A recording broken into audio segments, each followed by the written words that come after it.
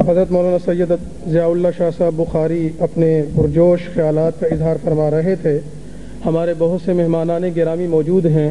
مجھے وقت کی قلت کا بھی احساس ہے اور آپ حضرات کے جذبات کا بھی احساس ہے، لیکن ہم نے اس پروگرام کو چونکہ آگے لے کر بڑھنا ہے، انشاءاللہ میں یقین کروں گا کہ تمام آنے والے مہمان ہمارے ساتھ تعاون فرمائیں گے.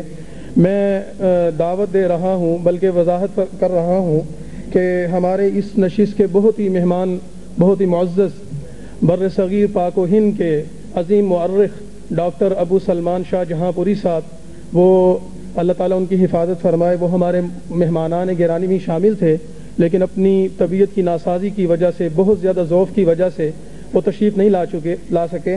ان کا مقالہ آ چکا ہے، تو میں اکیڈمی شیخ الہند اکادمی کے رکن اپنے انتہائی محترم دوست حافظ غضرفر عزیز صاحب سے عرض کروں گا وہ تشریف لائیں اور ان کے مقالے کا تعارف پیش کر دیں.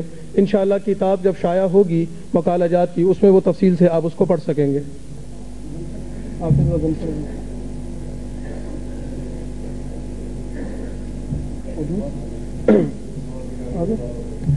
تو غضنفر صاحب موجود نہیں ہیں.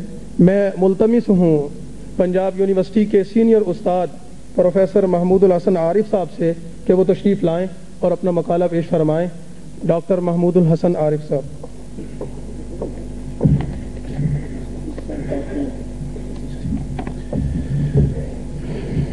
بسم اللہ الرحمن الرحیم. نحمده ونصلی ونسلم علی رسولہ الکریم وعلی آلہ الطیبین الطاہرین وعلی اصحابہ اجمعین. اما بعد،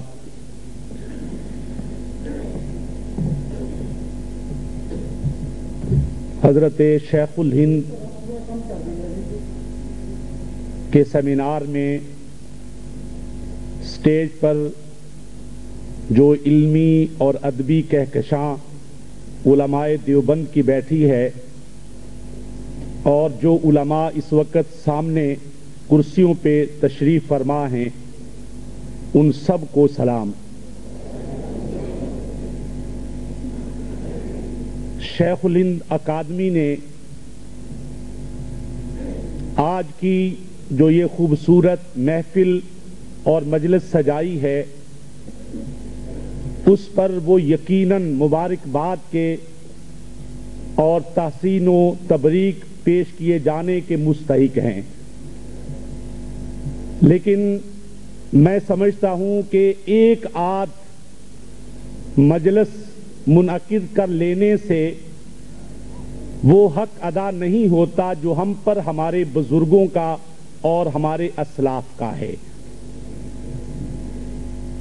حضرت نانوتوی، حضرت گنگوہی، حضرت مولانا تھانوی، حضرت شیخ الاسلام مدنی رحمہم اللہ، ان سب حضرات پر بھی اسی طرح بھرپور انداز میں مجالس، سیمینار اور مذاکرے منعقد کرنے کی ضرورت ہے. آج کی اس محفل میں ہمارے درمیان ملک کی مقتدر شخصیات تشریف فرما ہیں. مولانا عبد الغفور حیدری دامت برکاتہ العالیہ سینٹ میں اپوزیشن لیڈر ہیں، حق کی آواز بلند کر رہے ہیں. حضرت مولانا محمد خان شیرانی دامت برکاتہ العالیہ اسلامی نظریاتی کونسل کے چیئرمین ہیں. میں ان حضرات کی وساطت سے چند گزارشات کرنا چاہوں گا. سب سے پہلی بات تو یہ ہے کہ ہمارے بزرگوں نے آج سے ایک صدی پہلے اور اس سے بھی 1.5 صدی پہلے جو خدمات انجام دیں، اس پر بہت سا کام یورپ میں بھی ہوا، ایشیا میں بھی ہوا، اور دنیا کی بہت سی مختلف زبانوں میں ہوا. شیخ الہند اکادمی اگر اس تمام مواد کو، اس تمام ڈاکومنٹس کو شائع کرنے کا اہتمام کرے تو یقیناً یہ بہت بڑی خدمت ہوگی. میں صرف ایک مثال عرض کرتا ہوں. میں نے پروفیسر محمد حسن عسکری کا ایک مضمون پڑھا. اس مضمون میں انہوں نے 1914 میں جرمنی میں جانے والے ایک وفد کا ذکر کیا، جس وفد میں ہندو تاجر شامل تھے، اور اس وفد کو بھی حضرت شیخ الہند کی طرف سے جرمنی کی حکومت سے رابطہ کرنے کے لیے بھیجا گیا تھا. اس سے آپ اندازہ لگائیں کہ حضرت شیخ الہند کی جو تحریک تھی ریشمی رومال، اس کی جڑیں کتنی مضبوط تھیں کہ چٹائی پہ، دارالعلوم دیوبند کی چٹائی پہ بیٹھا ہوا وہ منحنی جسامت والا شخص، اس کی دینی اور مومنانہ فراست کا کیا عالم تھا کہ وہ دنیا کی بڑی بڑی طاقتوں سے رابطہ کر رہا ہے، اور اس کے لیے اس نے ہندو نمائندوں سے بھی کام لیا. تو اس طرح کے بہت سے ڈاکومنٹس ہیں. انگریز نے تحریک ریشمی رومال پر جو رپورٹ شائع کی، اس کی تحقیقات کروائیں، انہیں بھی مطالعے میں رکھنے کی ضرورت ہے. تو یہ ڈاکومنٹیشن جو ہے میں سمجھتا ہوں کہ یہ بہت ضروری ہے، اور ہمارے اداروں کو اپنے بزرگوں کے بارے میں یہ کام کرتے رہنا چاہیے، کیونکہ موجودہ زمانہ یہ پروپیگنڈے کا، لٹریچر کا، علمی اور ادبی فکری سرگرمیوں کو علمی انداز میں پیش کرنے کا زمانہ ہے. لہذا اس پر ہمیں خاص توجہ دینی چاہیے.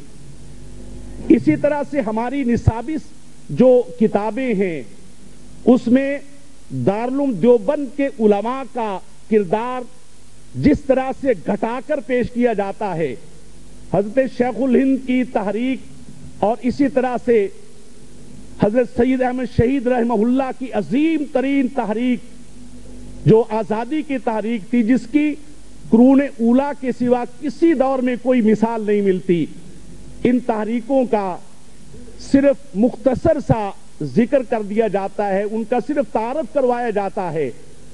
تو تاریخ میں ہمارے علماء دیوبند نے جو کردار ادا کیا وطن عزیز کے حصول میں اور خاص طور پر آزادی کے حصول میں، اس باب کو تاریخی کتابوں میں مکمل کرنے کی ضرورت ہے. اور یہ کام مولانا عبدالغفور حیدری دامت برکاتہم العالیہ جیسے اکابر علماء بڑی خوبی سے انجام دے سکتے ہیں.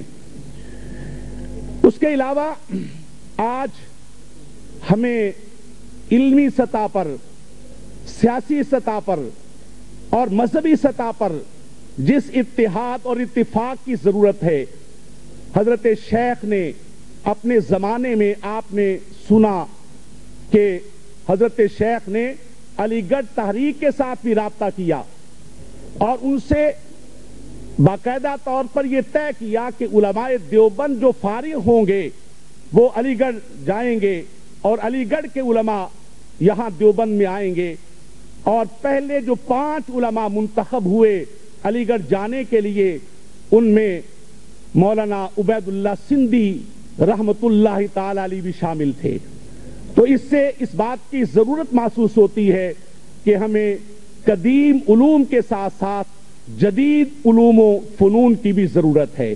اور چونکہ چٹھ آ چکی ہے، بڑے بڑے علماء کرام تشریف فرما ہیں، میں صرف آخری بات یہ عرض کروں گا کہ شیخ الہند نے بیماری، نکاہت، کمزوری، حالات کی دیگر گونی کے باوجود میدان عمل میں نکل کر ہمارے لیے ایک مثال قائم کی.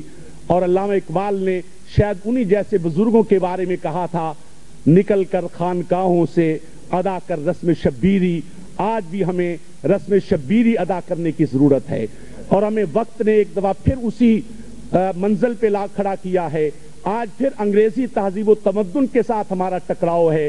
آج پھر انگریز ہمیں للکار رہا ہے. ہماری آزادی کو آج بھی چیلنجوں کا سامنا ہے. آج پھر ہمیں اسوہ شیخ الہند کی ضرورت ہے.